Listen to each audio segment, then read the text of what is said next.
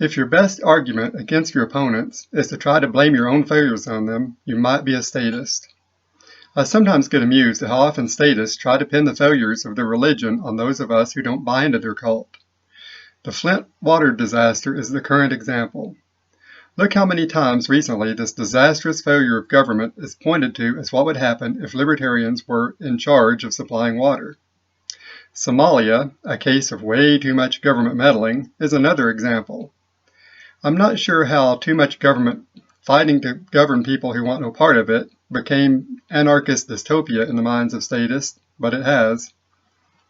I'm sure there have been other examples I'm not thinking of right now.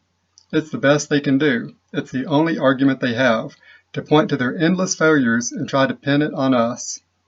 I would laugh if so many people didn't parrot their insanity. But back to the Flint, Michigan water problem. Why do statists believe clean water can only come from a centralized government facility? Do they miss the fact of all the bottled water out there, provided by companies large and small, all over the world? What about the water filters you can buy to clean water for yourself, both household scale and individual? Centralization is a way to guarantee big failure, to hurt lots of people at one time.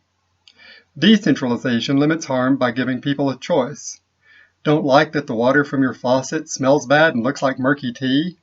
Stop buying the nasty water and buy good water from someone else. And don't make the case that the government water is free, because you know it isn't. You are buying it. And by buying it through government, you are forced to pay for it, even if you decide to buy clean water elsewhere. That's the only reason government can keep raking in the money for failure. Succeed or fail, you have no choice but to keep paying.